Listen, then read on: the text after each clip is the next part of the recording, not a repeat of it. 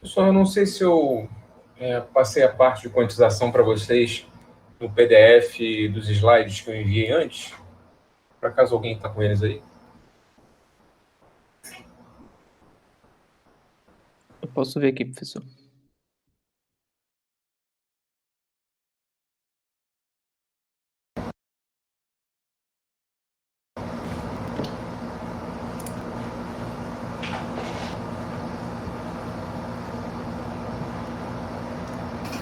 Eu acho que o que você passou termina no capítulo 23, professor. Aí não... Tá. Eu vou mandar para vocês a parte de quantização, então. Hoje eu mando depois da aula. Algumas pessoas me mandaram um e-mail sobre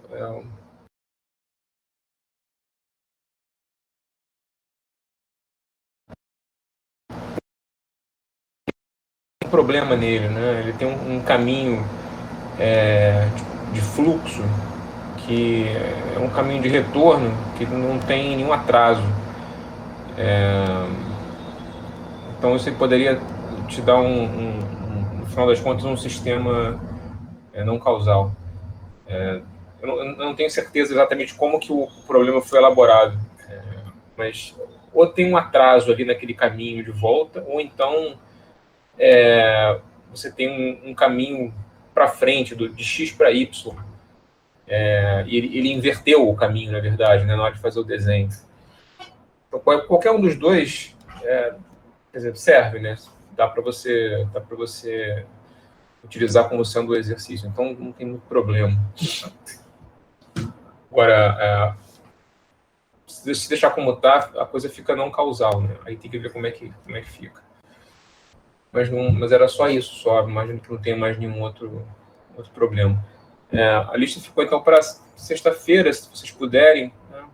Tenta dar um gás aí para terminar, para a gente não perder tempo nesse assunto, já que a gente tem um outro assunto para colocar até a prova. E quer dizer, o próximo assunto seria efeito de quantização, que é o que a gente vai falar hoje. E aí tem que passar mais uma listinha sobre isso.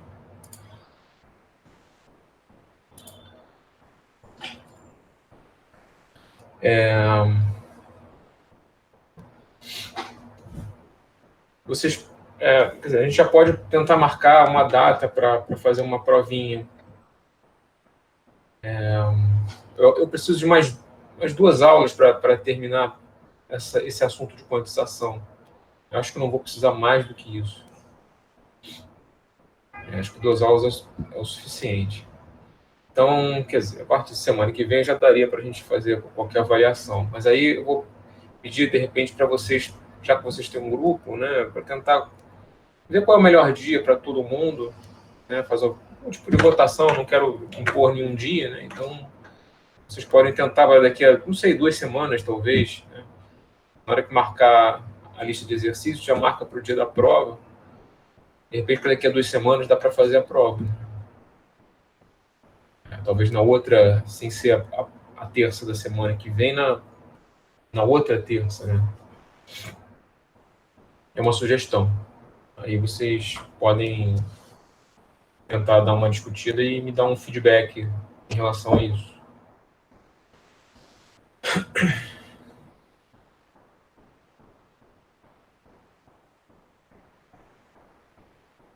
Bom, a gente tinha terminado na aula passada o assunto de realizações Lattes. Só ficou uma partezinha final que tem na apostila, que é sobre o algoritmo de Schur. Normalmente eu dou essa parte, mas como a gente está um tempo meio apertado, não sei como é que vai ser o desenrolar do curso até o final, como isso é uma parte um pouquinho mais avançada, eu decidi simplesmente falar para vocês darem uma lida, que vale a pena ler sobre o assunto, eu acho interessante, e a gente segue com o conteúdo normal que vem depois.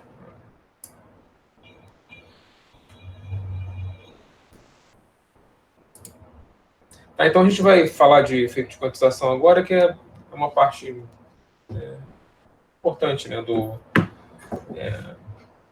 do assunto de filtros digitais. Quer dizer, tudo que a gente falou até agora, né, de realização, tipos de realização, estruturas de fluxo, né, que realizam a mesma função de transferência, né, só lembrando, a gente está sempre interessado na implementação de uma função de transferência. Né? A função de transferência é uma coisa matemática. Como que você vai implementar aquilo? Existem várias maneiras. Então, você tem que se perguntar agora, na hora que eu implemento, aquilo que eu vejo em precisão infinita, é a mesma coisa que acontece na prática, né? Quer dizer, o resultado da implementação com componentes digitais, o resultado dessa implementação vai me levar a um filtro estável, por exemplo, a um filtro com uma resposta à frequência desejada, né? Que era aquela que eu estava querendo obter desde o início, na hora que eu projetei o filtro. Né? Então, você tem alguns probleminhas na hora que você vai implementar, assim como você tem problemas de implementação em filtros analógicos. Então, a questão principal é quando você quantiza os coeficientes de um filtro, quando você implementa no teu DSP, lá, no teu armazena no seu computador, o número que representa, por exemplo, um multiplicador, ele vai ser truncado, por exemplo, né? ou vai ser arredondado. Então, essas operações elas causam uma distorção, por exemplo, na resposta à frequência que você queria projetar desde o início. Não só isso, né? Você, quando quantiza num número finito de bits, né? Finito de bits, que é o que acontece na prática, você está introduzindo um erro de quantização e você tem um outro problema que é a questão de você ter um overflow, né? ou um overflow ou um underflow devido à quantidade de números que você consegue representar, né, com o número de bits que você tem. Então, quer dizer, o overflow seria você ultrapassar o número máximo representado por aqueles bits, né, e o underflow seria você ultrapassar por baixo, né, o número mínimo representado por aqueles bits. Tá? Além de você ter efeito, né, de arredondamento ou truncamento.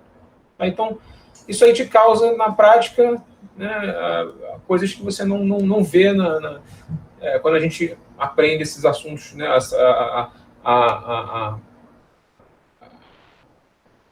não a realização, né, mas o projeto do filtro, em primeiro lugar, que não leva esses efeitos em consideração. Então, por exemplo, você vai ter uma distorção na resposta em frequência original, o filtro pode ficar instável na hora que você quantizar, né, ou mesmo você pode ter uma coisa chamada ciclo limite. Né? E o que é ciclo limite? Por exemplo, quando você tem um sistema linear, né, quando você tem um filtro que a gente estuda pela primeira vez lá em sistemas lineares de 2, a gente sabe que se você aplicar uma entrada nula nesse sistema, né, se ele estiver relaxado, ou mesmo que ele não esteja relaxado, depois de um tempo, a saída vai morrer. Você não vai ter resposta. Vai para zero. Se não tem entrada, não tem como a saída continuar respondendo. Quando você quantiza os coeficientes de um filtro, não necessariamente isso acontece. Você pode entrar com uma entrada, né, um sinal de entrada que é igual a zero, e a saída continuar respondendo eternamente com alguma coisa. Mesmo a entrada, o sinal de entrada sendo zero. Isso acontece por conta da quantização que você fez, e dependendo do tipo de representação de bits e método, né, de numérico, né, para representação dele, tipo arredondamento ou truncamento. Então, essa é a ideia que a gente tem que estudar aqui e ver o que acontece quando você usa, por exemplo, um formato de ponto fixo, um formato de ponto flutuante, e uma representação, né, dentro de uma dessas desses formatos, tá certo? Esse é um assunto que eu acho que vocês já viram, assim, com certeza já viram em algum lugar antes, né? Talvez em computação 1 ou computação 2. Pelo menos eu me lembro quando eu era aluno, eu vi isso em computação 1, ou em métodos matemáticos, alguma coisa assim, né? A gente vai fazer, né, passar por isso daqui, né? Não com tanto detalhe assim, mas um detalhe suficiente para entender o problema em filtros digitais. Então, tem dois tipos de representação binária na hora de representar um número, né, uma quantidade originalmente está em precisão infinita no computador. Então, um é ponto fixo e a outra é ponto flutuante. A vantagem do ponto fixo é que é uma implementação mais barata, né, em termos de implementação no DSP. E dentro de ponto fixo, você tem 3 formatos que são os mais comuns, né, os mais utilizados até como base, né, para explicar os formatos. Que é o formato em sinal e magnitude, formato em complemento a 1 e formato em complemento a 2. E a gente entrando aqui ainda.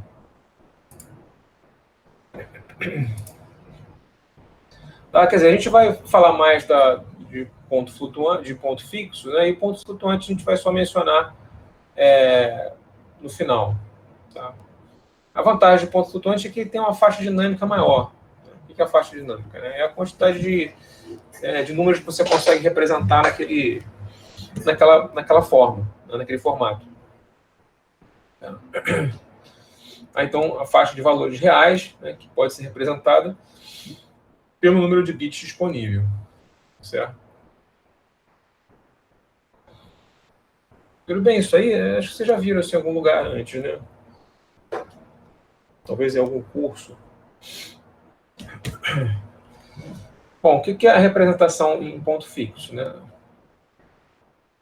A gente vai assumir aqui que o número que a gente está representando é um número que está no intervalo de -1 a 1, aberto no -1, aberto no 1.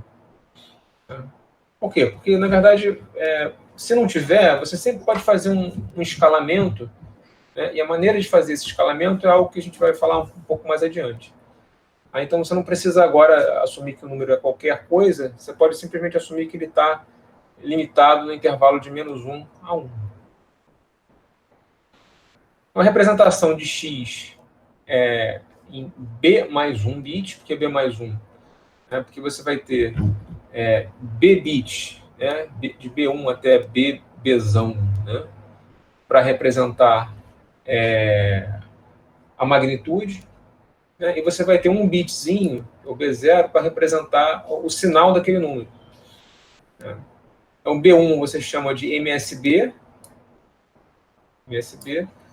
e o bzão, né, você chama de LSB. Low, L de low, M de most. O mais baixo e aqui o maior. Essa representação aqui, imagino que pelo menos a maioria talvez tenha visto já em algum outro lugar. Então, isso aqui é um ponto, né? Então aqui é o sinal e aqui é a magnitude. Tá, então, o primeiro formato é o formato sinal e magnitude, chamado de formato sinal e magnitude. Tá, então, como é que é esse formato? Você escolhe o bit de sinal, né, como sendo 0, se o número for positivo, melhor, maior ou igual a 0, e 1 se o número for negativo. Então, você vai ter uma representação equivalente no formato decimal, né, que você pode expressar em termos dos bits, tá certo? Então, o bit de sinal, né, ele vai te dar um número positivo ou negativo, então você pode escrever como -1 elevado a b0, né? Então, se b0 é igual a 0, você vai ser positivo, se for igual a 1, você vai colocar um menos aqui.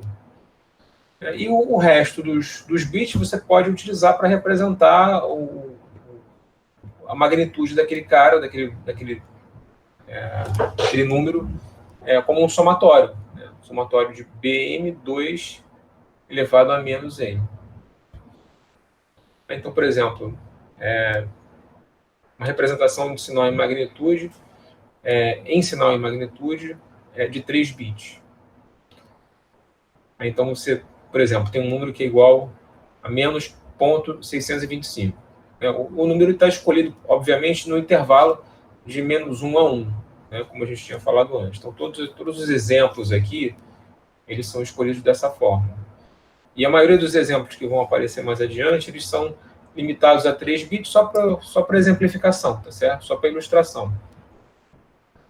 Então, x igual a menos 0,625, eu posso escrever o x, né, como menos 2 elevado a menos 1 mais 2 elevado a menos 3.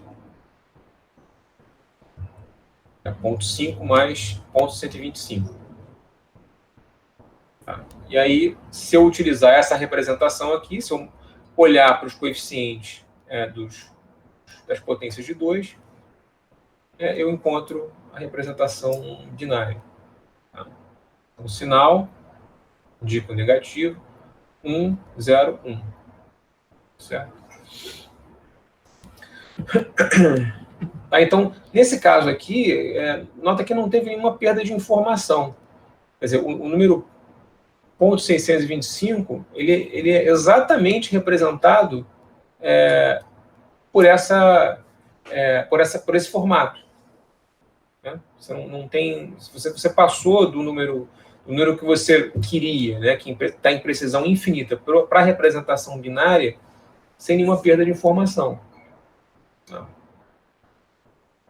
Mas não é sempre isso que acontece. Né? Vamos supor que o número que você queira representar seja 0,635. Com 3 bits, se você fizer uma grade dos números que são possíveis de serem representados com 3 bits, deixa eu ver se tem um exemplo aqui, né? Se você fizer uma grade dos números que você consegue representar com 3 bits, tá? Então, isso aqui é uma tabela com a representação binária, tá? E aqui o equivalente decimal. Então, com 3 bits mais o sinal, em sinal em magnitude, você vai ter, olha, de 0, né, passando por 1, depois 1, 0, 1, 1, 1, 0, 0, até ponto 1, 1, 1. Depois, trocando o sinal, começando com 0 até o mesmo sinal, 1, 1, 1. Então, isso aqui você vai representar uma grade de números, né? O número 625, que era o exemplo inicial, está aqui. Então, se você queria representar exatamente esse número, você consegue. Mas se você quiser representar o número 635, ou melhor, 0,635, o mais próximo disso daí é o número 0,625, negativo, né? Então, você tem um erro de quantização. Você queria representar isso aqui, mas o melhor que você pode fazer é representar isso daqui.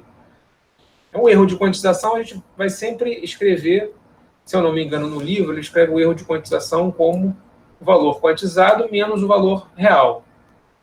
Então, isso aqui vai ser o erro de quantização, se eu não me engano, ele chama de Qzinho, mais adiante. Então, vai ser o número quantizado, aliás, tá certo, o número quantizado, né, menos o número real. Você vai ter um erro de quantização.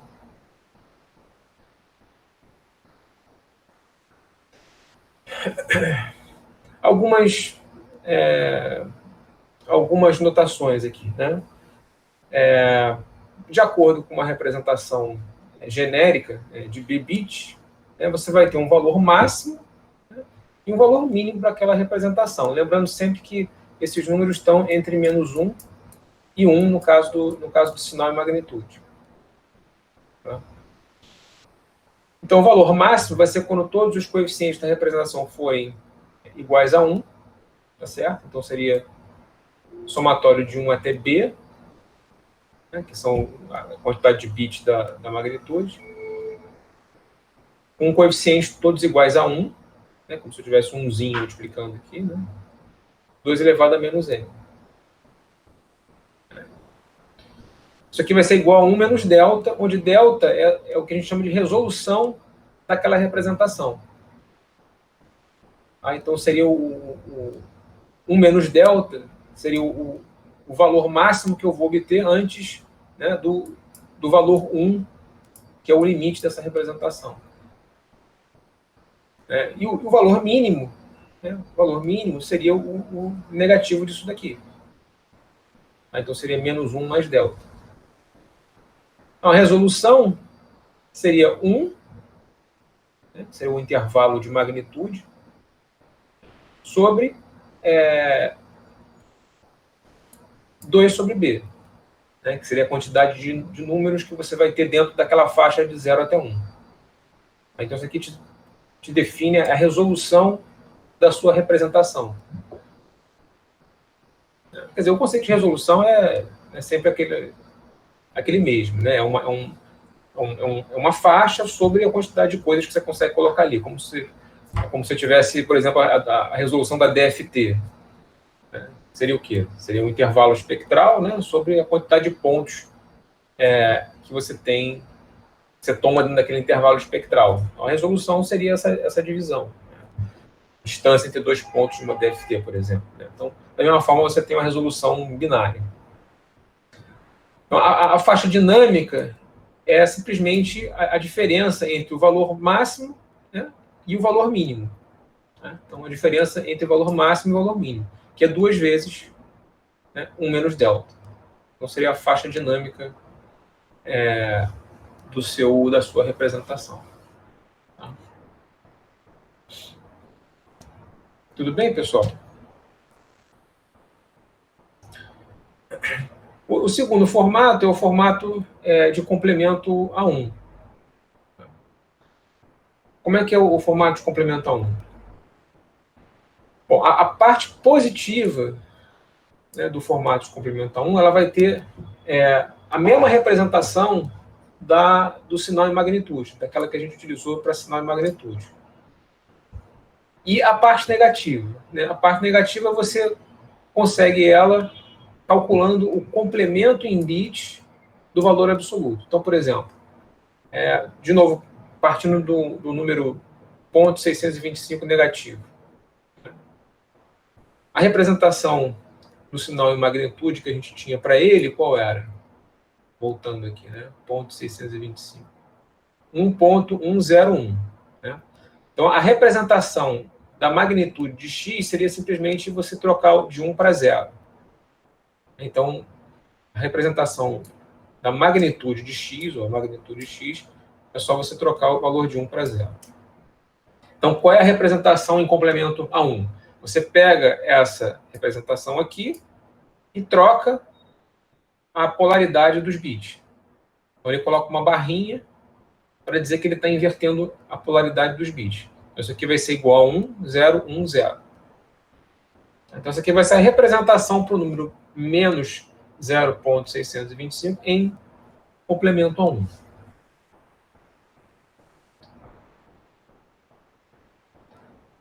Quer dizer, essa sequência de operações aqui, você consegue sumarizar ela, né, resumir ela, também numa expressão de representação decimal. É fácil você ver que, nesse caso aqui do complemento a 1, você vai ter um somatório de BM, né, onde BM são os bits originais, menos B0. Né? Então, quer dizer, essa troca que você fez aqui, né, de polaridade, é equivalente a você subtrair dentro do somatório o bit B0.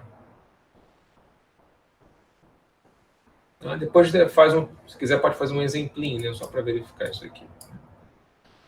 Tá, de novo, você vai ter uma representação com B mais 1 números digitais, tá? Então, B números antes do ponto e o bit de sinal, né, que pode ser 1 ou 0, somando mais 1.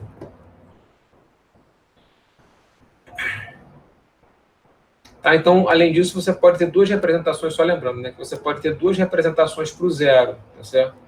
Assim como o sinal em magnitude, tá vendo? Aqui você tem uma representação para o 0 e aqui você tem uma outra representação para o 0 também. Quer dizer, mais ou menos zero, não é indiferente, tá certo? Então, você colocar um sinal aqui ou não vai te dar o mesmo número. O sinal, o complemento a 1 também. Né? Você vai ter também duas representações para o zero. Aqui, ó. Então, você vai ter a mesma representação até ponto 111. E aí, a representação, quando você tem um negativo, aí você vai inverter a polaridade daqueles caras. Tá? Então, essa tabela aqui está na apostila. Aliás, eu acho que eu não passei essa parte para vocês, mas se não me engano, eu tenho uma meio capítulo sobre isso daqui também, né? Embora vocês vão ter acesso às transparências, eu vou passar hoje. Eu acho que eu também tenho um capítulo sobre a parte de quantização, tenho quase certeza. O terceiro formato é o formato de complemento A2. Imagino também que você já tenha ouvido falar disso daqui. Talvez em circuitos lógicos. Né? Tá, então, como é que é o formato de complemento A2? A parte positiva, ela tem representação igual ao do sinal e magnitude, né? E a parte negativa, você obtém ela complementando os bits que representam o valor absoluto e somando 1 ao bit menos significativo. Tá, então, de novo, aquele mesmo exemplo. Né? Eu tenho x igual a menos 0,625. Então, a representação do sinal em magnitude para a magnitude daquele número seria 0,101. Então, o que eu tenho que fazer? Eu tenho que complementar esse número. Então, quer dizer que eu vou colocar uma barrinha em cima dele. Aqui, ó. Barrinha em cima dele. E vou somar 1 com um bit menos significativo.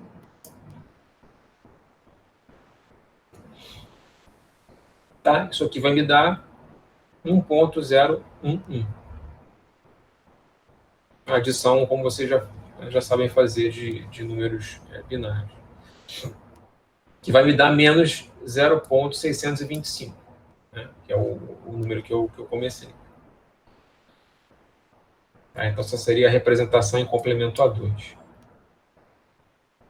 Também tem uma representação decimal utilizando a base binária. Essa sequência de operações equivale a você somar menos B0, né, a representação da parte de magnitude em sinal de magnitude. Então, a diferença aqui é que você vai ter, de novo, B mais 1 números digitais, só que você vai ter uma representação só para o zero. Aí o formato de complemento A2 ele tem uma vantagem. Né? Se você tiver no processo, né, de computação de algum algoritmo, fazendo alguma operação dentro do teu DSP, né, e você soma ou subtrai dois números, você não precisa checar o sinal para saber se você está lidando com uma soma ou se você está lidando com uma subtração. O sinal ele já aparece naturalmente como resultado da computação que você faz. Tá? Você não precisa fazer nada mais no teu circuito para fazer essa operação. Então, quando a gente olha para a tabela, em relação às duas tabelas anteriores, a diferença é que você agora vai ter uma única representação para o zero, tá vendo? E a outra diferença do complemento A2 em relação ao sinal magnitude de complemento A1 é que a tua faixa de valores, a parte positiva ela vai, por exemplo, para 3 bits, né? Ela vai de 0 até ponto 875, e a parte negativa, né, vai de menos 125, né, que seria o negativo desse cara daqui, até, né, se você continuar decrescendo em valores negativos, até menos 1. Então, menos 1 faz parte da sua faixa de números que você está representando. Então, quer dizer que o valor mínimo é menos 1, E o valor máximo continua sendo o somatório de 2 elevado a menos m, que é 1 menos delta, onde delta é a sua resolução. Então, delta continua sendo 1 sobre 2 elevado a b, né? E a faixa dinâmica seria x máximo menos x mínimo, que vai dar 1 menos delta, menos 1, que vai dar 2 menos delta.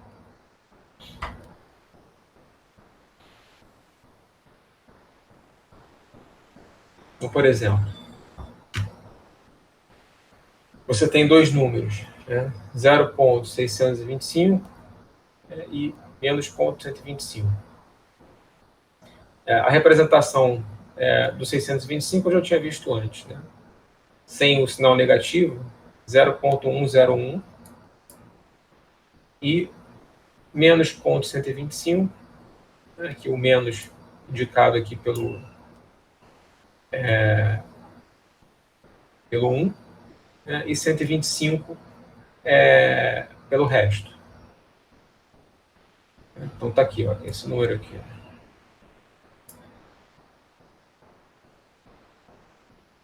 Então, se você somar os dois, você vai ter 0,101, 1,111. 1 e 1, 0, vai 1, e 1, 0, vai 1, 1 e 1 e 1, 1, vai 1, 0, 1. Então, se você ignorar esse cara daqui,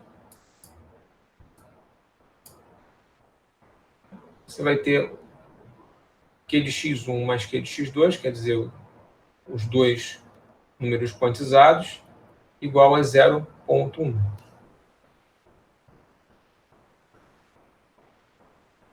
Realmente, você somando esses dois caras aqui, isso aqui dá meio. Então, você tem três formatos, três representações que são as mais você vai encontrar, né, na literatura. Como eu falei, se você não tiver um sinal que esteja dentro desse intervalo de menos 1 a 1, as amostras desse sinal não tiverem no intervalo de menos 1 a 1, por exemplo, se estiver no intervalo de menos L a L, né, você pode escalar o valor, se você conhecer esse valor, né, tem que conhecer.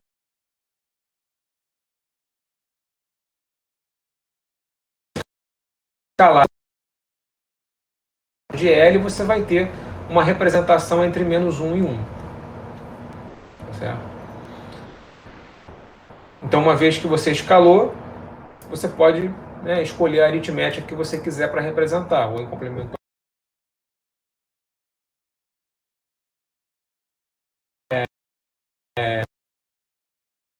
Aqui.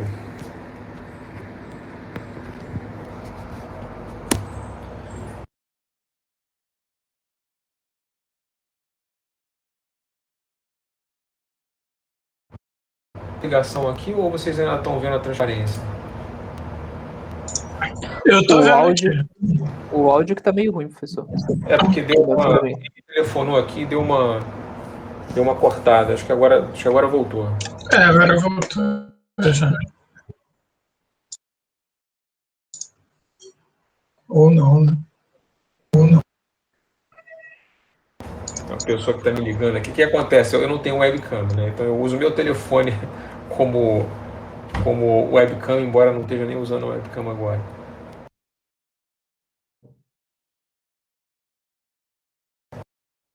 E aí,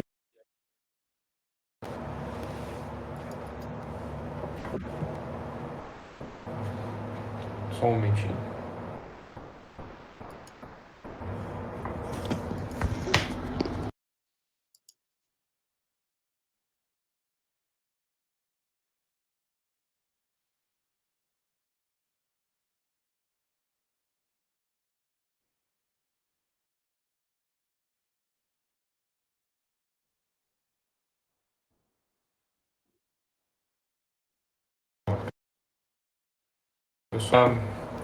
Então, qual é a ideia? A ideia é a gente partir dessa suposição, né, e mais adiante a gente vai ver como que você garante que essas variáveis internas elas estão limitadas a esse intervalo.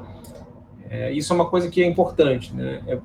Quer dizer, dentro de uma realização de filtro, você vai ter, né, várias operações sendo realizadas como parte da filtragem, né? Então, você tem que garantir que as variáveis internas elas estejam dentro desse intervalo de -1 a 1.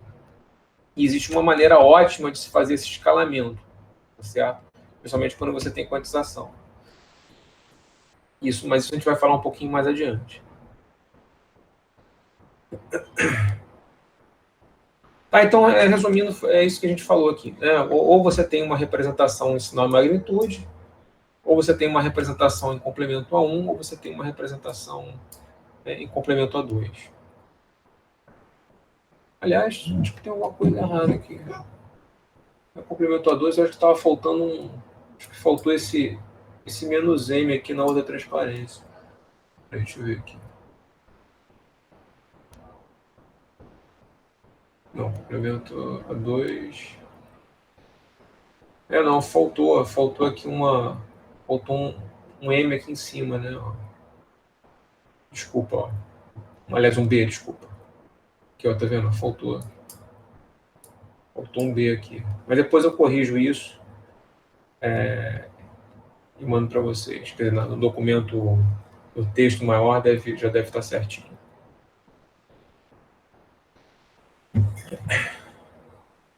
Tá, então, imagina que você tem um inteiro que é -5.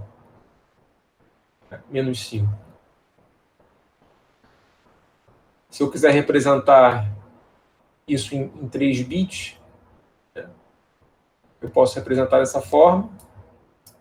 Aqui eu não tenho, né, nenhum escalamento para dizer que está entre -1 e 1, tá certo? É simplesmente o número como ele é. Tá, então eu vou ter 101 para sinal e magnitude. O complemento a 1, que seria 0, o barrado disso daqui. Quer dizer, lembra que como é que a gente calcula o complemento a 1? Você troca, né, o índice, o bit de sinal, né, então aqui você teria um 0, depois você barra o restante. Então, barra o 1 trocado para 0 e o restante. Então, vai te dar 1, 0, 1, 0.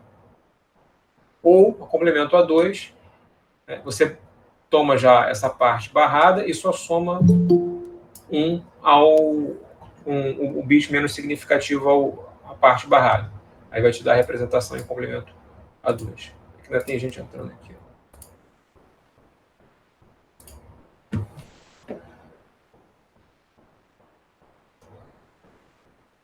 A representação em ponto flutuante é aquela que vai te dar uma faixa dinâmica maior. Ela é diferente da representação em ponto fixo. Ela é do tipo Q de x igual a m, onde m é o que a gente chama de mantissa, vezes 2 elevado a um expoente. Essa mantissa aqui está em magnitude entre meio e 1. Tá? E você pode representar esses números aqui, né, por qualquer um dos formatos que a gente viu antes. Quer dizer, você pode tanto representar esse cara como complemento a 1, complemento a 2 ou sinal de magnitude, e a mesma coisa você pode fazer para o expoente. Tá? A única diferença é que o expoente aqui ele é um inteiro, né, positivo ou negativo. Esse é um número inteiro. Tá? E o número de bits que você usa para representar o M e o E também podem ser diferentes. Então, por isso você pode dizer que esse cara aqui ele é representado com BM bit, esse cara aqui é representado com BE bit.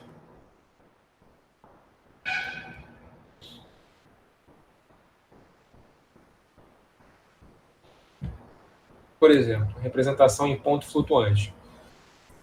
Você tem o número x igual a -640. Menos 640 você pode escrever como menos 0,625 mais 1024. Já tem essa conta na cabeça, né? Já escreveu direto o número aqui. 1024 é 2 elevado a 10.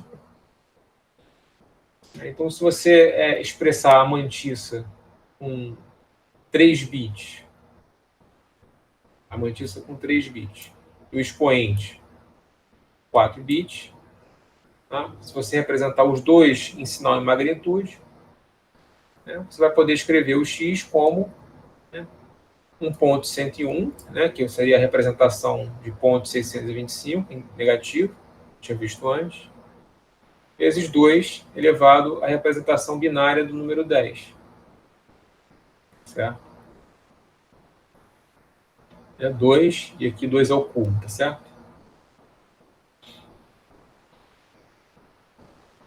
Aí, então, a parte da mantissa, né, vai ser esse cara daqui, e a parte, o expoente, seria esse cara daqui.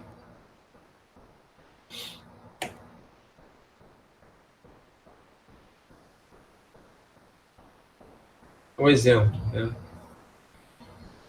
Imagina que você tem um número x representado em sinal e magnitude para mantissa, né? Então com 2 bits, e o expoente com 1 bit. Então você vai ter 2 bits para um 1 bit para o outro, e os bits de sinais para cada um deles. Ao todo 5 bits. Na verdade, quando ele escreveu isso daqui, eu acho que ele, né, não sei se ele mudou a notação ao longo do livro, mas ele escreveu aqui como BM, BE, mas eu acho que sem o bit de sinal. Tá? Então, depois tem que checar isso. Então, se a gente escrever, fizer uma listagem, né, do equivalente decimal para a representação, para essa representação que a gente fez, de 2 bits para a mantissa e 1 bit para o expoente, né, você vai ter essa faixa dinâmica aqui, ó, de menos 1,5 até 1,5. Mas nota que para a representação em ponto flutuante, o delta, quer dizer, a resolução, ela não é fixa, né? O delta é variável. A diferença que você tem daqui para cá é de 0,5, tá certo? Que é diferente da diferença que você tem daqui para cá, por exemplo, de 0,25.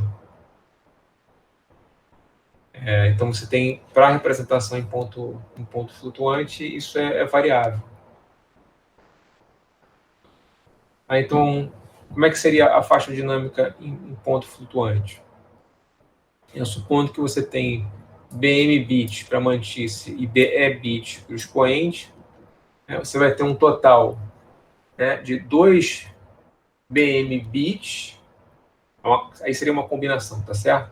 Você teria que fazer um produto, né, da quantidade de bits representável pela parte da mantissa e a quantidade de bits representável pela parte do expoente, já que é uma combinação. Então, é um produto, na verdade, né? De 2 elevado a BM e a quantidade de representação possível para o outro, né, para outra parte, que seria 2 elevado a BE mais 1. Certo? Menos 1. Então, se você tiver, por exemplo, lembra que quer dizer, cada uma dessas partes, na parte da mantissa do expoente, você tem uma representação em ponto fixo para elas. Quer dizer que você pode definir um delta para a mantissa e um delta para o expoente. Então, supondo que você chame de delta M a resolução em ponto fixo da mantissa. A gente já sabe como é que é a cara da resolução em ponto fixo. É 1 sobre a quantidade de bits. 1 sobre 2 elevado ao número de bits, desculpa. Como a representação é do tipo M vezes 2 elevado a E, Quer dizer, o maior número que eu consigo representar por esse maior valor, aliás, né, que eu consigo representar com esse número nessa faixa, né, quer dizer, para BM bits de mantice, BE bits de expoente, vai ser dessa forma. Olha. 2, né, elevado a 2BE menos 1, vezes 1 menos delta. Quer dizer, isso aqui te daria o limite, né, o limite superior, né, obtido pela representação em ponto fixo. Né? Isso aqui seria a parte do expoente. Então, esse aqui seria o número máximo, isso aqui seria o número mínimo. Então, a faixa dinâmica seria a diferença entre o x máximo e o x mínimo. Que eu vou chamar aqui, no caso da representação em ponto flutuante, acho que ele usou a mesma letra, né, de R. Só para exemplificar, né, o que acontece? Não se preocupa muito com esse cálculo, né, é mais para ilustrar. Se eu tiver uma representação, dois computadores, né, um computador em precisão simples e um outro computador em precisão de ponto flutuante. Um computador com precisão dupla, ele vai empregar 10 bits de expoente e 52 bits de mantiça. Isso aqui vai te dar 64 bits. Né? Porque vai ser 52 mais 10, né? 62 mais os bits de sinal do expoente e da mantiça. Então, o total é 64 bits. Então, quando você fala computador com 64 bits, né, é disso aqui que você está falando.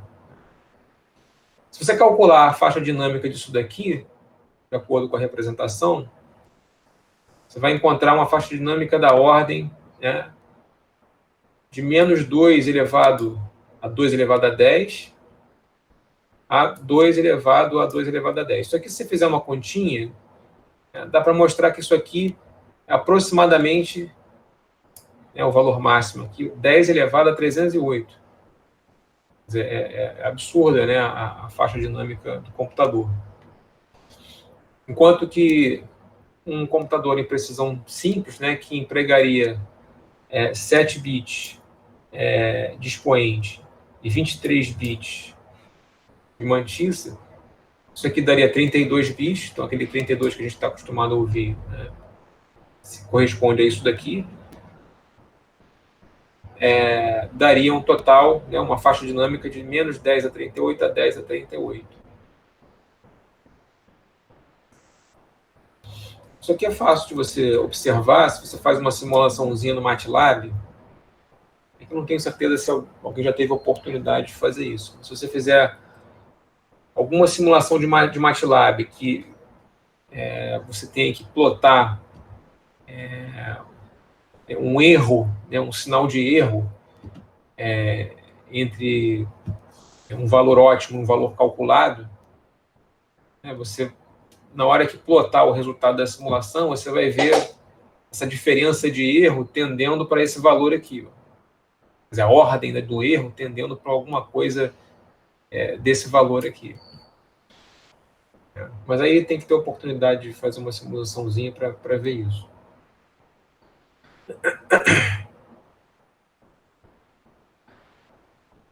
O que acontece? Você pode definir erro de quantização para os dois tipos de representação, né? Ponto fixo e ponto flutuante. Tem pouca diferença entre a análise de um e a análise do outro. Tá? Como a representação em ponto fixo ela é mais simples, né? É mais fácil você analisar a representação em ponto fixo e a de ponto flutuante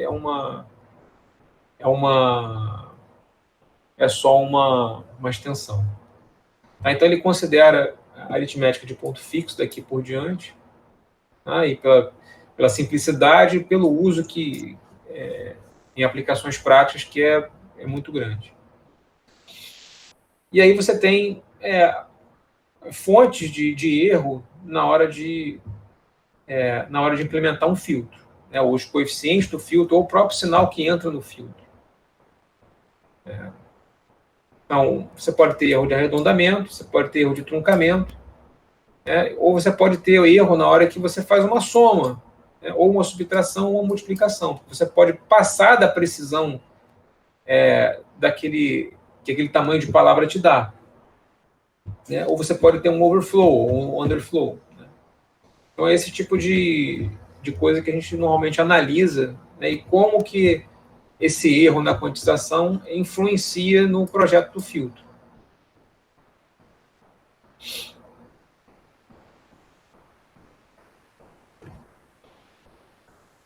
Então, por exemplo, né, esse aqui é um exemplo de arredondamento e truncamento. Eu tenho dois números, né, x1, x2. x1 ponto 625, aquele velho número de sempre, x2 ponto 750. Eu posso representar esses dois números em sinal e magnitude. Então, eu vou ter ponto 625 e ponto 750. Representação binária desses dois números. Aí imagina que eu multiplico esses dois números. x1 vezes x2. Quer dizer, o decimal equivalente dessa multiplicação aqui vai me dar 0,46875. Se eu lembrar da faixa de valores admissíveis por essa representação de 3 bits, eu vou ter o zero, é um dos valores, né, e a parte positiva e a negativa. Então, de ponto 125 até ponto 825 no positivo e no negativo. Quer dizer, esse valor aqui, ele não está representado na grade. Está representado na grade. Quer dizer que, para eu representar esse número aqui, depois de fazer uma multiplicação, eu precisaria ter uma representação maior para englobar esse número aqui. Tá certo? Quer dizer, é indutivo também, né? Se você aumentar o número de bits, essa grade aqui ela vai ficar mais fina, certo? A distância entre um número e o outro vai ficar mais fina até o momento em que você vai capturar aquele número que você quer. Pelo menos de acordo com uma determinada precisão que você quer. Então, por exemplo, o número x1, né, ele é 2 a menos 1 mais 2 a menos 3. Né, e o ponto 750 é 2 a menos 1 mais 2 a menos 2. A soma dos dois vai ser a soma dos dois números na base binária. Se eu olhar agora para o número resultante, depois que eu fiz a soma, eu olho para essa base aqui, né, e identifico quem são os coeficientes desse cara, né, eu vejo que eu vou precisar de mais bits para representar aquele cara. Então, em geral, né, você vai precisar, se cada número é representado em b bits, em geral você vai precisar de 2 vezes mais bits para representar aquela multiplicação, ou melhor, o resultado daquela multiplicação. Certo? Então, esse é um problema que acontece, né? Uma situação que pode acontecer. E é nessa hora que você começa a fazer um tipo de quantização para poder evitar essas coisas.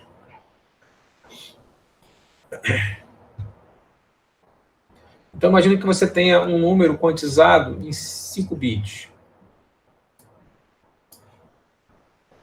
O que você faz no truncamento? Então, eu acho que essas operações elas já são conhecidas de vocês, né? Talvez desde o início da faculdade. Né?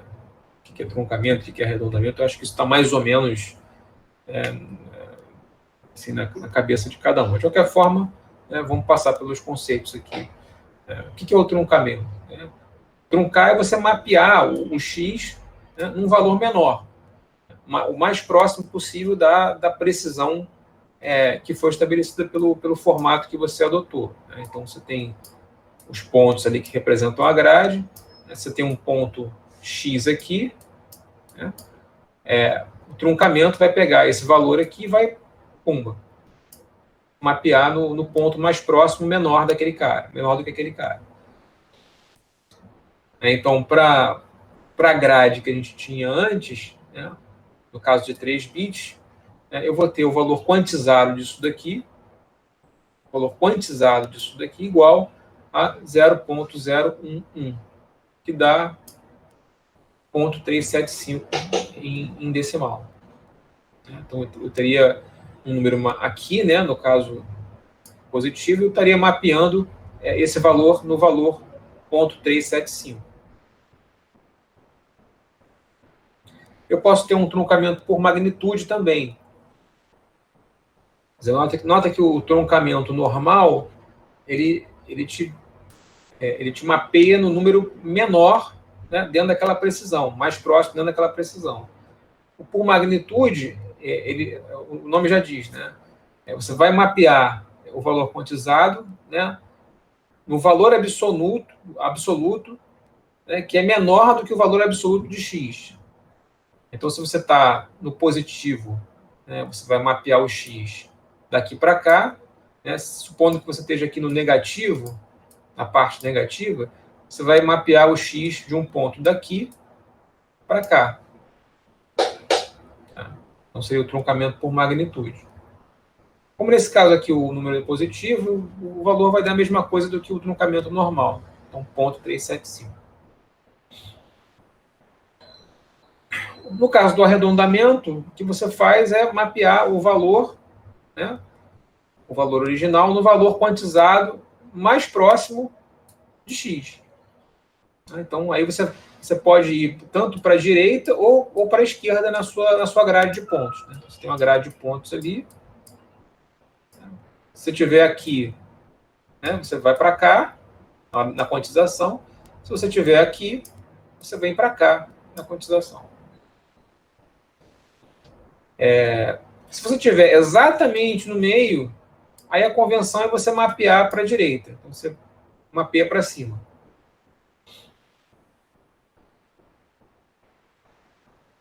Tá, então, o valor quantizado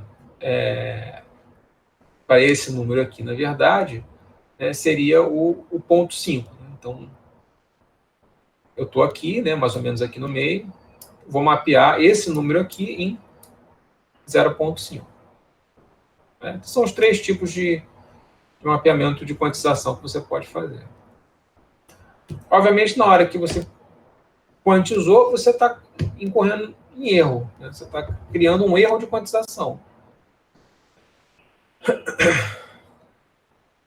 Então, assim, numa multiplicação, como eu tinha falado, a precisão que você vai precisar, péssimo, né? A precisão necessária, né, para obter essa multiplicação exata seria de 2b, né? Se você tinha b bits para o número original. Significa que você vai ter que descartar b bits na hora da quantização. Você vai jogar fora b bits.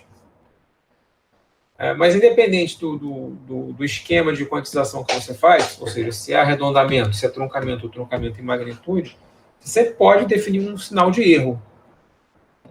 Um número que vai representar o erro que ele vai chamar de Q. Então, o Q vai ser a diferença entre o sinal quantizado e o sinal original em precisão infinita que você tinha. E aí, o que acontece? Isso aqui é um novo sinal. Né? É um novo sinal. O sinal original, né? A diferença entre o quantizado e o original vai te dar um sinal. Então, a propriedade desse sinal, as propriedades desse sinal aqui, você pode encarar como um sinal, vão depender do tipo de representação que você escolheu. Truncamento ou arredondamento. Então, cada um pode ter uma vantagem em alguma situação. Né?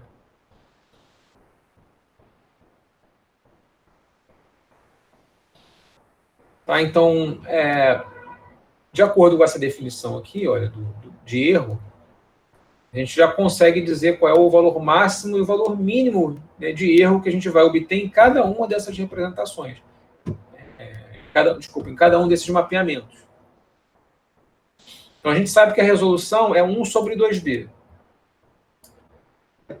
faixa dinâmica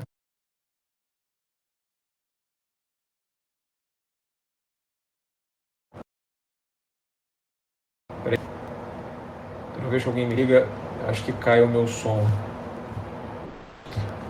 Tá, então a resolução está aqui, né? O meu delta. Os pontinhos aqui representam os níveis de quantização. E o R é a faixa dinâmica, ou seja, vai de menos R sobre 2 a R sobre 2. Então, com isso, eu tenho um intervalo de representação,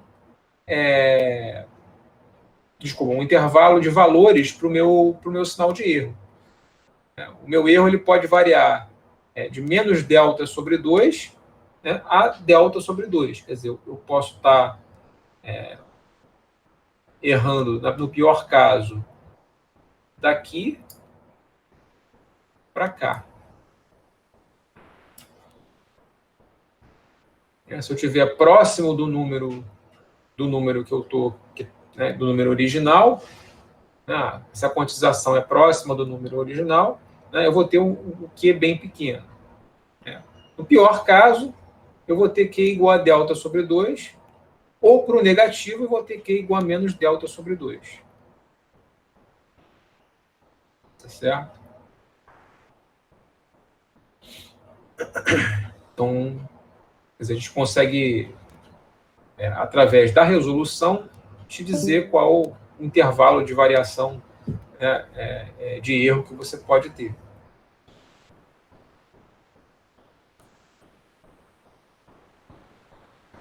No truncamento em magnitude, lembra que você está numa situação em que, supondo que você esteja, que é um ponto da grade, né?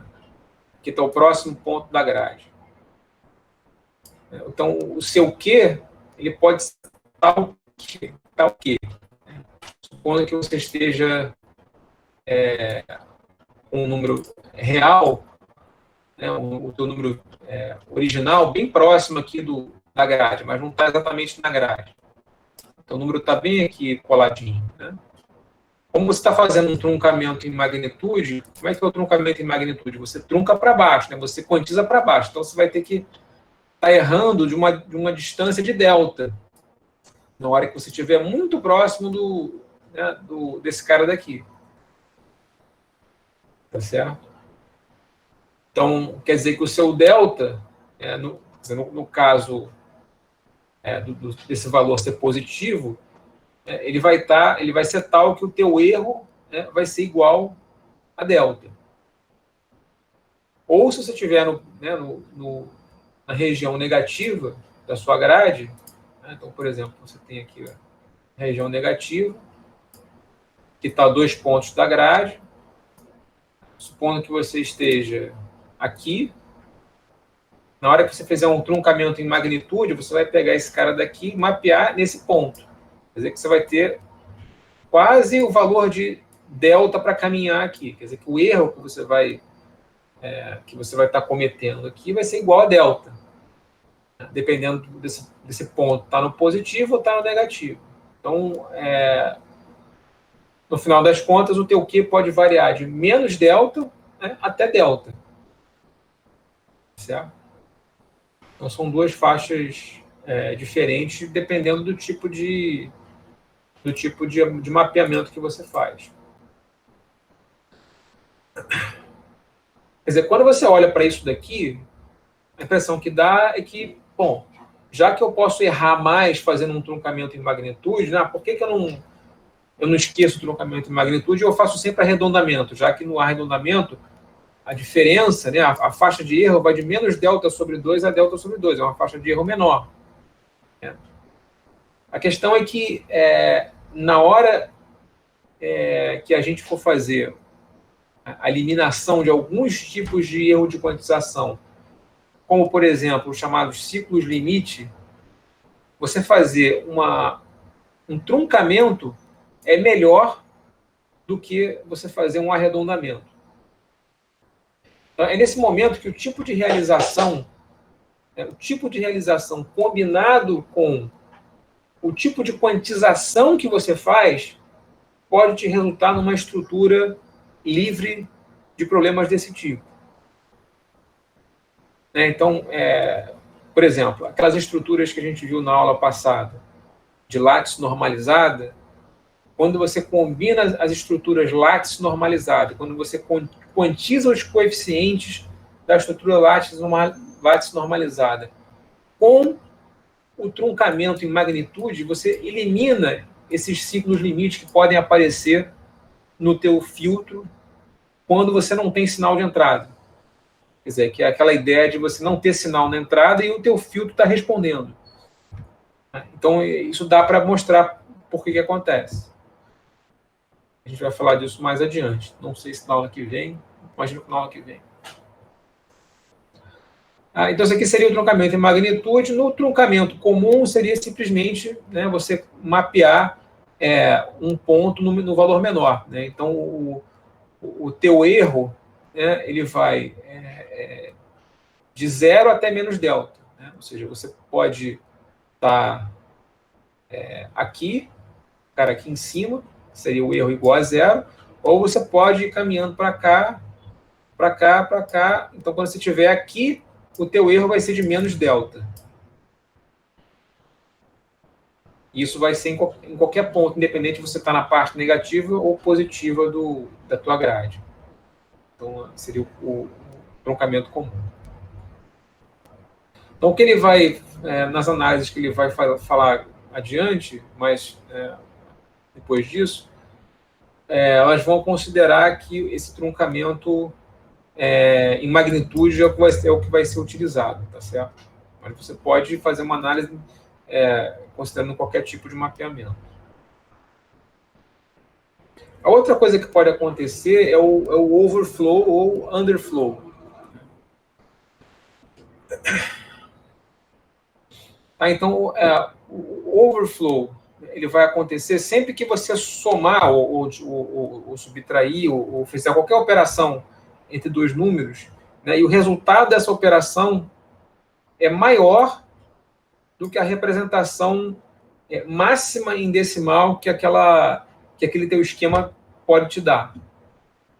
Então, quando você tem uma faixa de números ali, né, aqui no meio você multiplicou dois números, né, ou somou dois números, né, e o valor deu algo que está aqui, ó, tá depois da representação. Então, você está tendo um overflow. Ou você pode fazer uma operação aqui nessa faixa, e aí você encontra o valor que está aqui. Aí seria o underflow. Então, sempre que o resultado de uma operação aritmética é menor do que a menor representação decimal do número em precisão finita, ou seja, essa daqui. Então, overflow, você passa desse valor, underflow, você passa para baixo desse valor.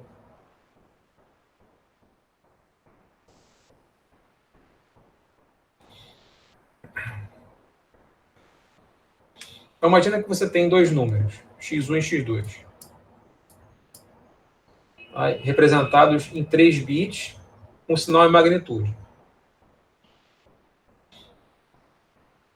Então, a representação do x1 vai ser 0.111, a representação do x2 vai ser 0.001.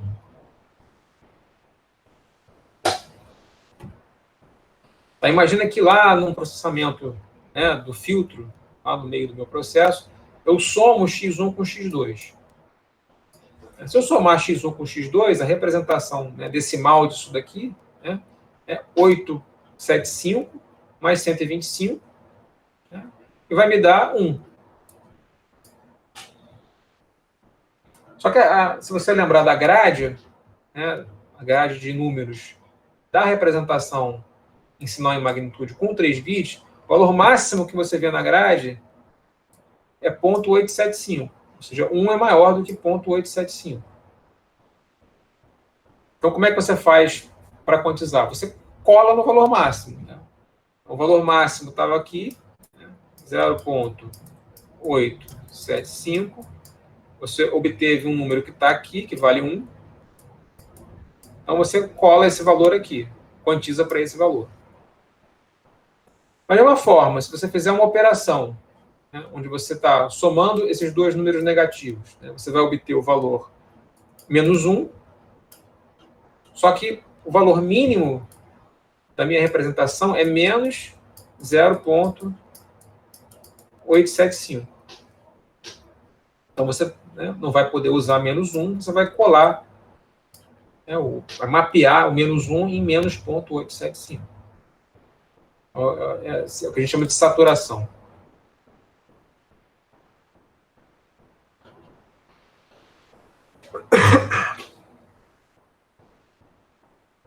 Se for em complemento a 2, né, imagina que eu tenho dois números, 0,875, 0,25. A soma desses dois números dá 1,125. A maior, quer dizer, o número que representa, né, o valor máximo nessa representação, né, nessa grade, é 0,875. A representação em complemento a 2 desses dois números, né, vão ser 0,111 e 0,010. Na hora que eu somo esses dois números, né, o que acontece? Então, somando elemento a elemento aqui, se eu fizer a continha, eu vou ter 1,001. O que aconteceu em relação à representação em sinal e magnitude? Eu tinha dois números positivos, olha, 0,875 e 0,25. Na hora que eu fiz essa soma, o número resultante é negativo, olha, porque esse 1 aqui representa um número negativo. Quer dizer, em complemento a 2, na representação de complemento a 2, isso aqui representa um número menos 0,875. Quer dizer que o overflow na representação em complemento a 2, ele é pior ainda. O que acontece em termos de overflow é o pior dos mundos, porque você tem uma faixa de números aqui que vai de menos, né, 0,875 até 0,875. Você pegou dois números aqui do meio, né, somou e deu, na verdade não no meio, né? Você pegou o último e somou com 0,25. E te deu algo que em decimal estaria aqui. Só que na representação complemento a 2, isso corresponde a um número negativo. Quer dizer que você encontrou um treco aqui. Ó. Quer dizer, existe uma inversão de polaridade na representação de complemento a 2 quando você tem um overflow, que é mais crítico ainda. Então, dependendo da representação que você está, o resultado da sua operação pode ser mais catastrófico.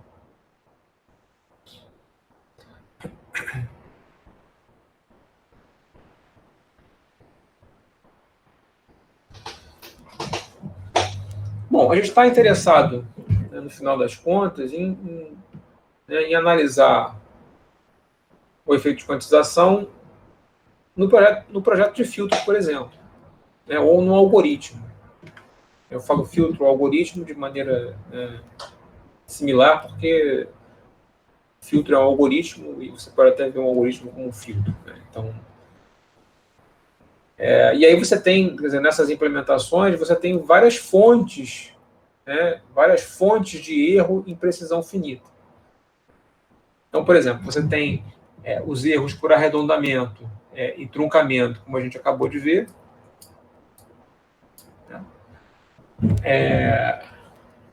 E o que acontece?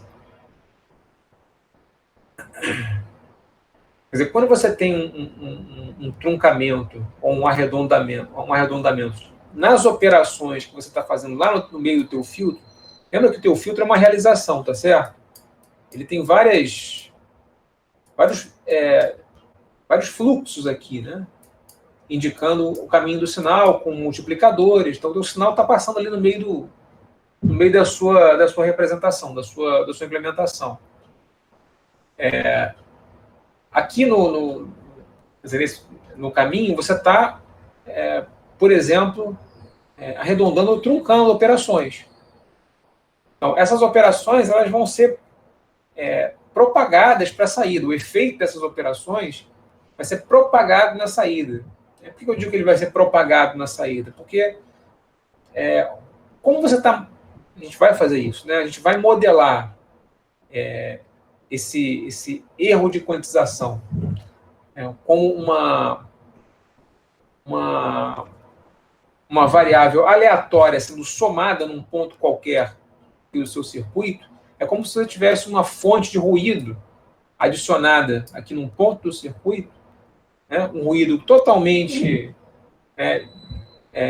descorrelatado do resto, que vai se propagar através do teu filtro para a saída. Tá? Então, essas fontes de erro de quantização, tanto em sinal quanto dos próprios coeficientes do filtro, eles vão aparecer como um erro total na sua saída, né? Um erro equivalente na saída. Isso, quando eu falo de arredondamento e truncamento.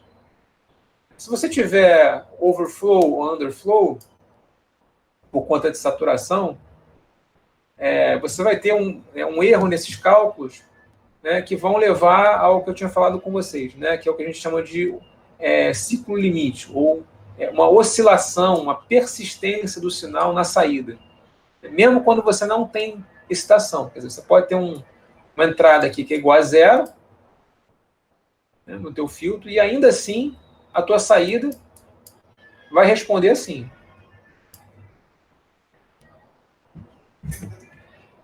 Você pode também ter um deslocamento de polos e zeros. Você pode ter, por exemplo, né, um filtro estável, né, um polo aqui, que quando você quantizou, esse polo pulou para fora. E o filtro ficou instável. Ou a resposta em frequência, né, que você antes tinha projetado. Né, vamos supor que você tinha uma resposta em frequência, né, que você tinha projetado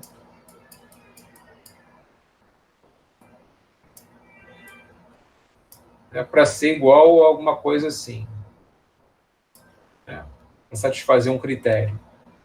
Pode ser que depois que você tenha quantizado o teu filtro, essa resposta em frequência ela já não satisfaz mais os critérios, né, de magnitude que você tinha determinado no início.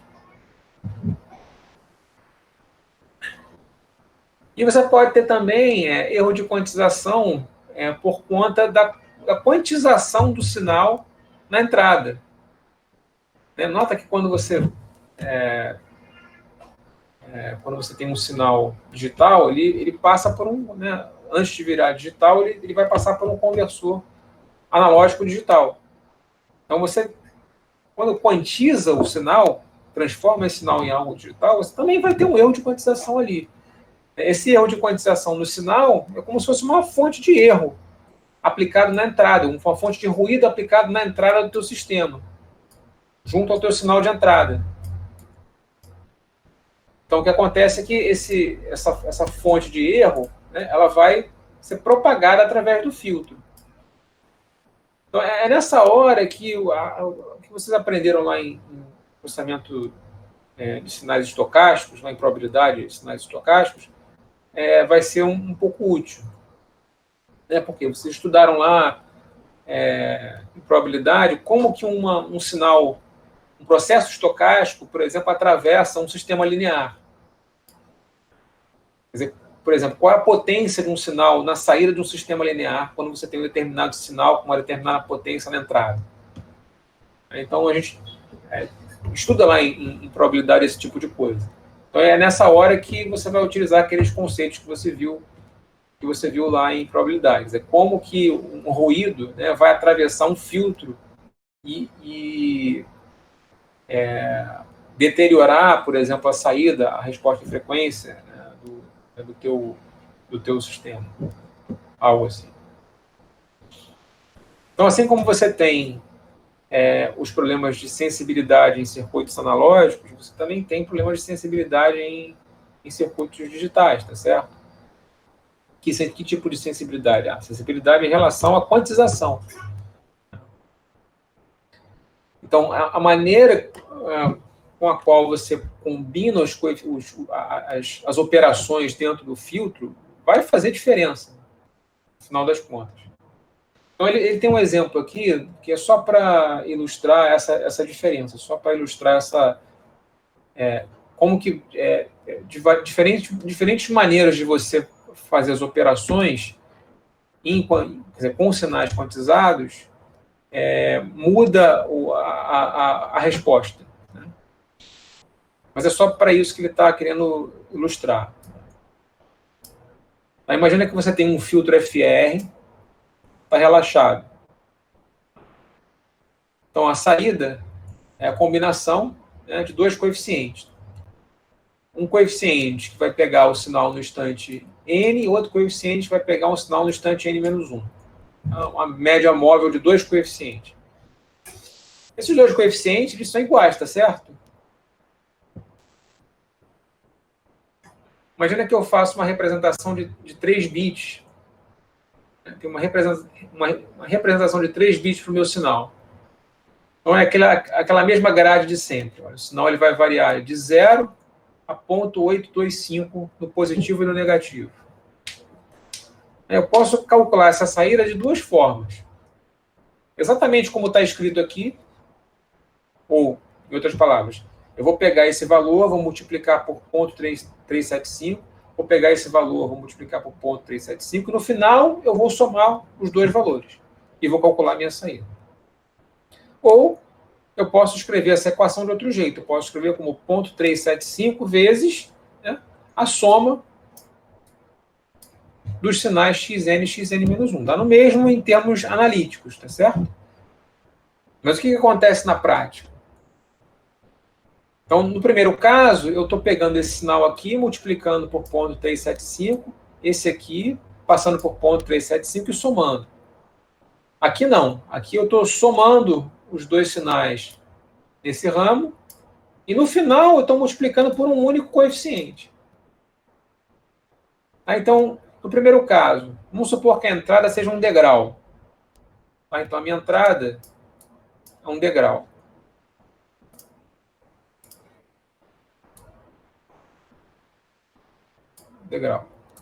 Degrau em 0,75.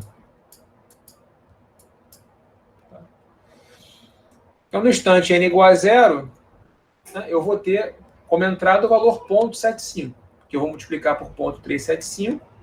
Né, como eu não tenho nada nesse instante aqui, né, nesse TAP aqui, o sinal não chegou ainda, porque no instante inicial eu só tenho o sinal aqui nesse ponto.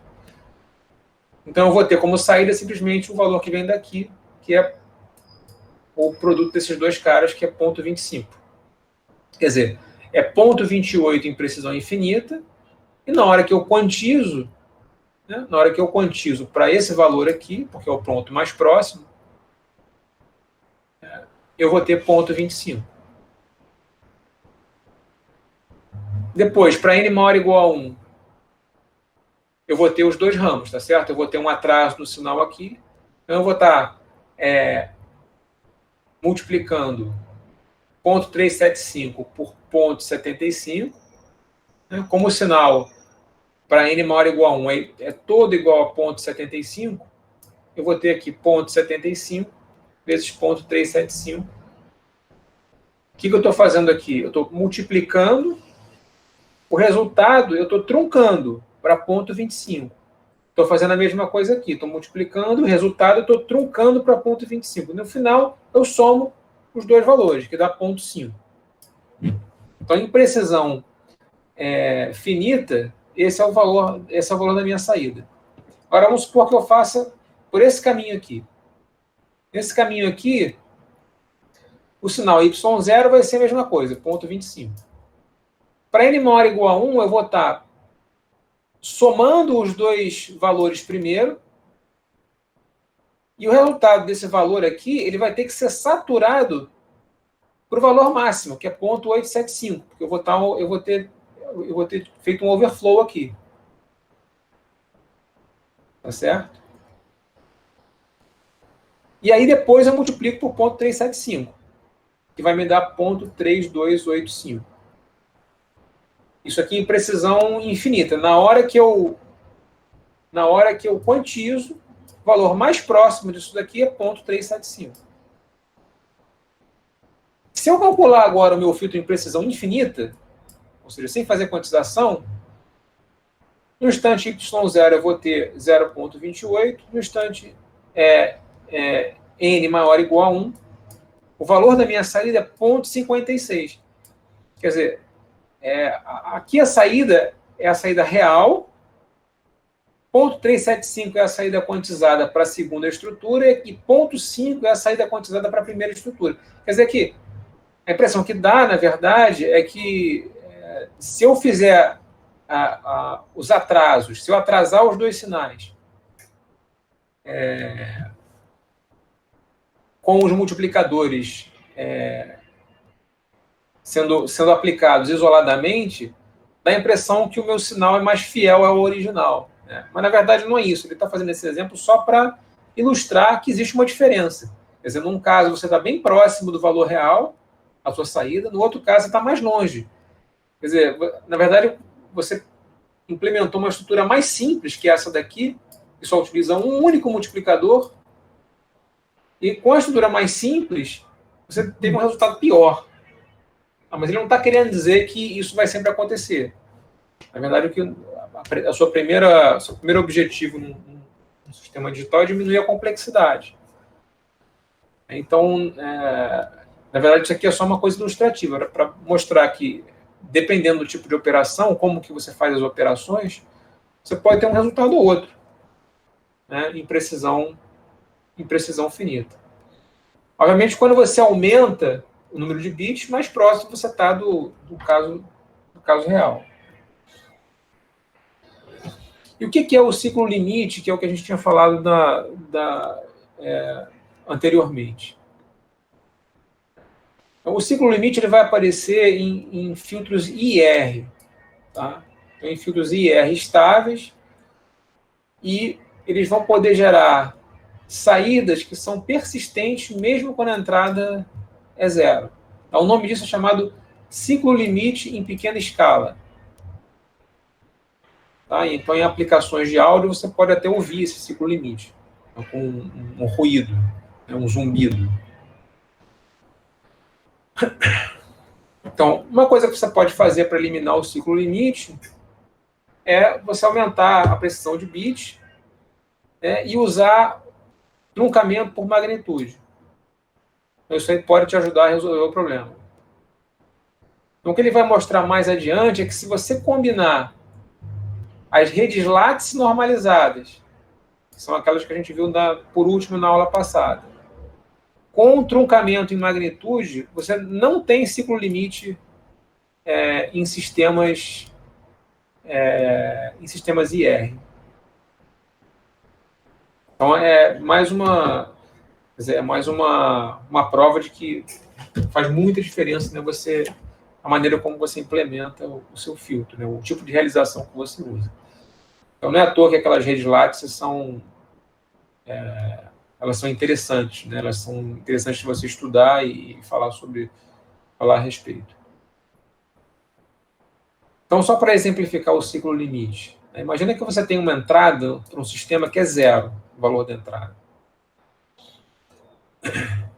Então, você tem um filtro recursivo dessa forma. Y de n igual a menos 0,875 y de n menos 1 mais x de n. A entrada que eu estou aplicando nesse filtro é nula. Sempre nula para todo n.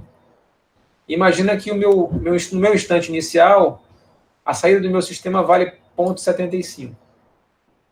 Eu posso calcular a saída para qualquer n, tá certo? Só iterar isso daqui. Então, se eu iterar essa recursão, eu chego numa expressão final para qualquer n. Estou resolvendo aqui a minha equação a diferenças. Tá certo? Isso aqui seria uma expressão em precisão infinita. Agora eu posso utilizar uma representação em 3 bits. Então, de novo, aquela representação velha conhecida da gente, eu vou ter uma grade que vai de 0 até 0,825 para o positivo e para o negativo. E vamos calcular os valores que eu estou né, que eu estou computando em precisão infinita e em precisão finita. Então, se eu calcular o y1 vai me dar o quê? 0,75 vezes menos 0,875, para n igual a 1. Então, me deu lá menos 0,65625. Eu vou quantizar esse cara daqui, vai me gerar menos 0,625. Certo? Para n igual a 2, de novo, eu vou calcular a saída, eu vou ter um decimal que é 0,54, quando eu quantizo, dá 0,5. De novo, para n igual a 3, menos 0,4375, eu quantizo, dá menos 0,375. N igual a 4, 0,32, a saída quantizada dá 0,375. N igual a 5, a saída dá menos 0,32, 8125, quantizo, olha o que está acontecendo, ó, a saída está oscilando no mesmo valor em magnitude, ó, enquanto a minha entrada está zerada, não tem entrada. Quer dizer, você, né, tem um que a gente chama de ciclo limite, que é isso daqui, ó. A tua saída está oscilando. Quer dizer, a bolinha em azul é a saída real, em precisão infinita, aquela que a gente calcula em sistemas lineares 2. A saída a quantizada é a que está em vermelho. Está em vermelho. Nota que ela não morre, né?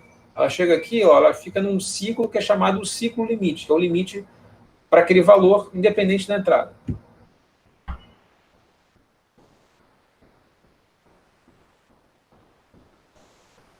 Um caso particular do ciclo limite é chamado deadband. O que seria o deadband? É quando você tem um ciclo limite igual a uma única amostra. Quer dizer que ele praticamente não oscila, ele fica num nível único. Então, imagina que você tem, de novo, um filtro recursivo de primeira ordem. Imagina que ele está relaxado. E você aplica uma entrada que é igual a um impulso. Então, no instante n igual a 0, você tem aqui um impulso, que vale 0,75. Vamos calcular os valores em precisão infinita. Então, em precisão infinita, você vai ter y0 igual a 0,6875, y1 igual a 0,23, e por aí vai. Você consegue encontrar uma expressão, né, genérica para recursão. Em precisão finita, o valor de 0,468 você vai ter que quantizar para 0,5. 0,25 você quantiza para 0,25, 0,125 para 0,125, e aí quando você continuar a fazer esse cálculo de n em diante, os valores que você vai encontrar são os mesmos. Quer dizer, a quantização disso daqui vai te dar sempre a mesma coisa. Você vai obter sempre o mesmo valor e você vai ter sempre a mesma saída. Quer dizer, é como se fosse um ciclo limite, né, onde você, na verdade, não está oscilando, né, o valor ele fica fixo. Que ele chama de deadband. Quer dizer, enquanto o azul seria a saída real, que morre, claro, você aplicou um impulso, o sistema está relaxado, uma hora ele vai morrer no infinito. Só que com o filtro quantizado isso não acontece. Você tende para um valor finito. Ó. A saída não morre.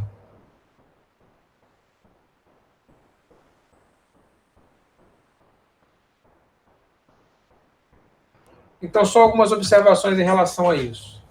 Esses ciclos limite eles só vão aparecer em filtros IR, em filtros recursivos. Em filtro FR isso não acontece. Pode acontecer como resultado de overflow.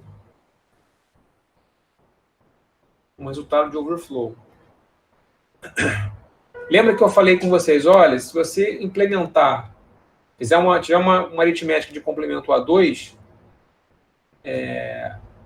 quando você tiver overflow, você pode acabar mapeando um número positivo num negativo, né, de magnitude igual.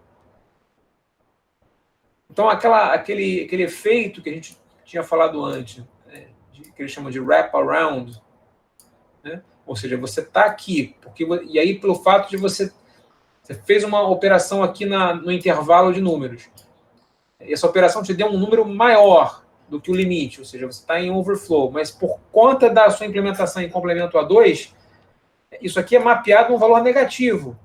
Ou seja, olha o erro que você tem daqui para cá, ó, enorme. Tá, então, isso aqui gera, né, pode gerar o que eles chamam de ciclo limiting de larga escala, por conta disso daqui, ó, esse mapeamento, assim, essa inversão de polaridade que você tem. Tá, então, tem técnicas, né, de processamento de sinais que tendem a evitar esse tipo de coisa. Né? Uma é você utilizar saturação, né, que é simplesmente você colar esse valor aqui, né, no valor mais próximo. E a outra é você fazer escalamento dos sinais, né, que é o que a gente vai ver mais adiante. Na verdade, esse curso aqui não é tão focado nesse tipo de projeto, né? Projeto de, quer dizer, essa parte de quantização, né? Ela não é tão extensa assim nesse curso. Esse curso ele é mais focado na parte de projeto de filtros de resposta em frequência, né? Quer dizer, a gente vai falar disso mais adiante. Mas a gente tem esse desenvolvimento aqui até um certo limite. O que acontece quando você quantiza os elementos do teu filtro, né? Quer dizer, o que a gente falou até agora é mais voltado para a quantização de sinais. Só que não são só os sinais no filtro que você quantiza também os coeficientes do filtro. Tá certo? A gente deu um exemplo ali em que você tem um sinal que chega no filtro e você quantiza esse sinal aqui. Ou você quantiza o sinal que está passando por aqui. Mas o valor desse coeficiente aqui, por exemplo, esse valor desse coeficiente é A. Isso aqui também é quantizado. Quer dizer, quando você faz um projeto de um filtro e como resultado do projeto você obtém um valor A, isso aqui é em precisão infinita. Quando você vai implementar o filtro, esse cara daqui tem que ser quantizado também, né? Então você tem um erro na quantização desses coeficientes. Então, quando você erra no coeficiente, obviamente, vamos supor que você esteja implementando um filtro na forma direta. Quando você erra o coeficiente, isso vai acarretar numa mudança da localização dos polos, tá certo? E aí você pode até ter um filtro instável, né? Ou modificando a resposta de frequência do teu filtro. Então, tem 3 coisas que podem modificar a resposta em frequência do filtro. É a quantidade de bits que você usa para quantizar os coeficientes, assim como a gente falou, né, dos sinais. O tipo de realização do filtro, ou seja, a direta, a paralela, a em cascata, ou a látice, né, ou do espaço dos talos também, né, ou a proximidade dos polos do filtro. Quer dizer, se os polos do filtro estiverem muito próximos, isso vai tornar o filtro mais sensível, a resposta em frequência dele mais sensível. A gente tem essas coisas, esses conceitos em sistemas analógicos também. Então, é por isso que, tanto quanto em sistemas analógicos, é importante você saber como que você cascateia. Se você estiver, por exemplo, falando de uma realização em cascata de realizações de segunda ordem, como que você cascateia essas realizações influi na resposta em frequência no final. Porque isso vai dizer como que você está aglomerando os polos do teu filtro. Tá? Então, em particular, né, as látices normalizadas, aquelas últimas realizações que a gente viu na última aula, elas vão ter uma baixa sensibilidade na quantização dos coeficientes em relação aos outros tipos de realização. Tá?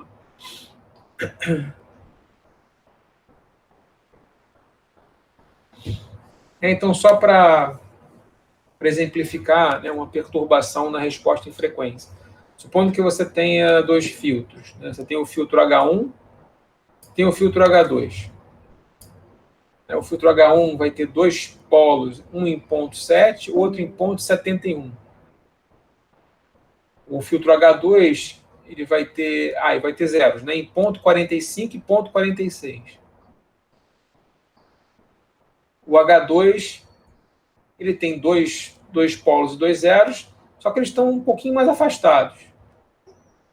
De novo, eu estou fazendo aquela representação em 3 bits. Né?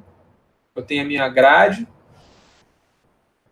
Na hora que eu for implementar esses caras aqui em precisão finita, né? Então, supondo que eu queira mapear ponto 70 e ponto 71 em precisão finita. O mais próximo que eu consigo desses valores aqui, dos dois valores, é ponto 75. Então, os dois vão ser mapeados no mesmo lugar, no mesmo polo. Quer dizer que o H1 ele vai virar H1 chapéu.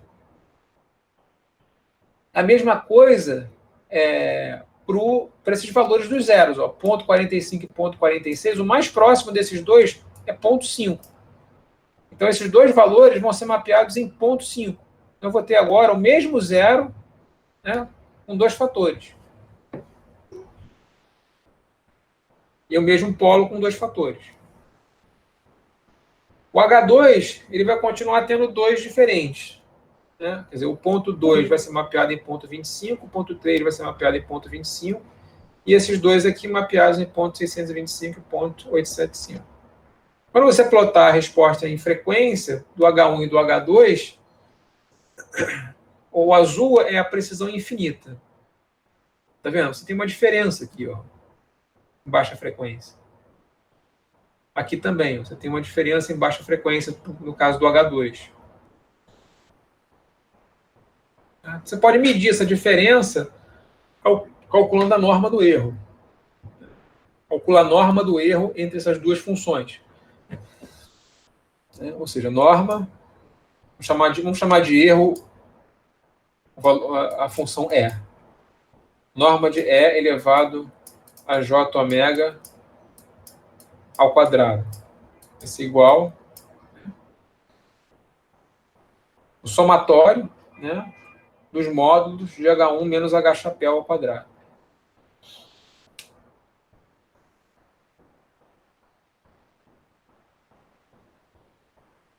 E somatório de H2 menos H2 chapéu ao quadrado. Você consegue, né, mensurar essa distorção. Mas, enfim, a ideia é só ilustrar que você acaba modificando a sua resposta à frequência quando você quantiza os coeficientes. E assim como você define sensibilidade de polos e zeros em sistemas analógicos, em filtros analógicos, você também consegue definir sensibilidade de polos e zeros à quantização. Então, a pergunta que você faz é o seguinte: eu tenho uma realização qualquer. Então, por exemplo, supondo que eu tenho uma realização na forma direta. Então, eu estou realizando o meu filtro H de Z, que tem essa expressão genérica que a gente já conhece. Aliás, tá certo. Então, isso aqui seria uma realização na forma direta. Eu tenho os coeficientes do meu filtro. Então, os A's representam, né, os coeficientes de feedback e o B, os coeficientes de feed-forward. Está aqui no numerador. Vocês já viram essa realização, já fizeram um exercício sobre isso daqui. Aí a pergunta eu mudo meus coeficientes, eu quantizo meus coeficientes A e B para B chapéu e A chapéu. Então, o B chapéu vai ser o B mais um delta B, e o meu A vai ser um A mais, o meu A chapéu vai ser A mais um delta A. Aí a pergunta é, como é que isso influencia nos meus zeros e polos? Quer dizer, quando você quantizou o A e B para A chapéu e B chapéu, os teus polos vão ficar deslocados, né, para P chapéu, e os teus zeros vão ficar deslocados para Z chapéu. E aí eu posso definir esse deslocamento como um ΔZ para o zero e um ΔP para os polos. Então, a ideia é você analisar o impacto desse deslocamento dos coeficientes nos polos e zeros. Quer dizer, o impacto de você deslocar os coeficientes na forma direta nos polos e zeros. Tá? Então, a análise de sensibilidade é parecida com a análise, né, que a gente usa para filtros analógicos. Como é que você faz? Define... vamos fazer análise para o denominador do H de Z. Quer dizer, ele vai fazer uma análise para os polos. A mesma coisa você pode fazer para os zeros. Tá? Então, supondo que o denominador do H de Z, ou seja, isso daqui, ó, é igual a D de Z. D de Z. Que eu posso escrever na forma direta ou posso escrever na forma fatorada. Então, na forma fatorada, eu vou ter os polos explícitos ali. Na forma direta, eu vou ter os coeficientes do polinômio. Quando você quantiza, você vai substituir os A's por A chapéu. E, obviamente, isso aqui vai incorrer numa fatorização, né, de termos de primeira ordem, em termos de P chapéu, que são, né, os polos deslocados. Então, o que ele quer fazer? Ele quer quantificar a variação do polo em função da variação dos coeficientes. Uma forma de você fazer isso, né, que é bastante padrão, é você fazer uma expansão de Taylor, né, dos polos. Tá? Então, você faz uma expansão de Taylor, que pode ser de qualquer ordem, mas, para simplificar, você faz uma expansão de Taylor de primeira ordem, de maneira a você encontrar a variação no polo em função da variação dos coeficientes. A expansão de Taylor faz isso, tá certo? É você pegar uma função, calcular a expansão em um determinado ponto, né, você vai encontrar um termo de ordem zero, um termo de primeira ordem, um termo de segunda ordem. O termo de primeira ordem vai ter as derivadas. As derivadas primeiras. Ou melhor, né, como a gente está falando de um conjunto de coeficientes que eu estou fazendo a minha expansão, pelos quais eu estou utilizando, né, a minha expansão, essa parcela de primeira ordem ela vai ser, na verdade, um gradiente. Né? Então, eu posso escrever a variação dos polos, né, como sendo um somatório, né, de derivadas parciais, pesando a variação nos coeficientes. Então, isso aqui seria a expansão de Taylor de primeira ordem dos polos. Tá? Ele vai fazer agora uma ligeira manipulação algébrica. Ele quer encontrar a variação dos polos em relação aos coeficientes, da forma direta. Mas ele não tem essa expressão ainda. O que ele pode calcular é a variação do polinômio em relação aos coeficientes da forma dele. Então, ele vai escrever a derivada parcial de D em relação aos coeficientes. Se eu multiplicar e dividir em cima por D-ROM dP, eu não estou alterando isso daqui. Tá? Agora, vamos olhar para essa expressão aqui e vamos tirar essa expressão em função desse cara daqui. Ou seja, eu vou dividir isso daqui por isso daqui para ter o valor de D-ROM P, D-ROM AK. Tá? Quer dizer, eu estou achando a expressão, a variação para o emésimo polo em relação ao késimo coeficiente. Então, dividindo um pelo outro, eu vou ter D-ROM D dA sobre D-ROM D dP.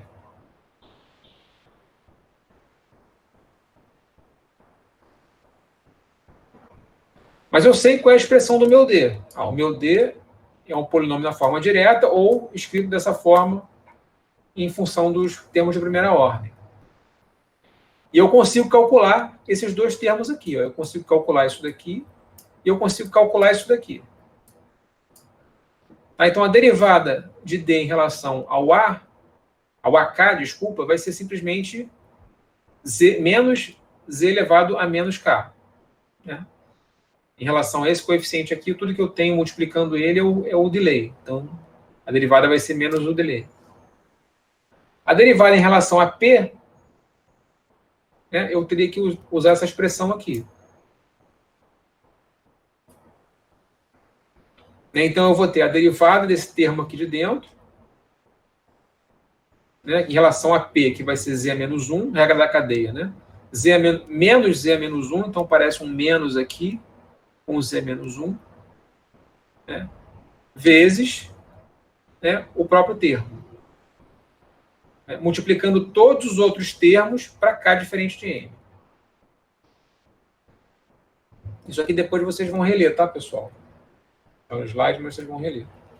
Então, eu tenho essas duas expressões. Se eu dividir uma pela outra, que é o que eu estou querendo aqui, ó, quero calcular isso aqui. Se eu dividir um pelo outro, divido isso por isso. Né, se eu fizer a minha continha, né, para Z igual a P, substituindo Z igual a P aqui, ó, fazendo Z igual a P aqui, e Z igual a P aqui. Desculpa, PM, não, PM. Eu vou ter essa expressão. Não se preocupa muito em decorar essa expressão. O que você tem que entender nessa expressão é o seguinte: a variação dos polos, que é o que essa expressão está me dizendo, né? A variação dos polos em relação aos coeficientes, ela é uma razão que depende da distância entre os polos. Quer dizer, quanto mais próximos esses polos estiverem na minha realização original, significa que qualquer variação nos coeficientes da forma direta, do filtro na forma direta, vão dar uma variação grande nos meus polos. Né? Por quê? Porque eles estão muito próximos. Né? Ou seja, se eles estiverem muito próximos, significa que isso daqui é muito pequeno. Significa que essa variação aqui é muito grande. Isso aqui sobe. Então, quanto mais próximos os polos, né, qualquer variação que você tenha nos coeficientes da forma direta, isso vai resultar numa variação grande dos polos do meu filtro quantizado. Quer dizer, o teu P chapéu vai ser muito grande.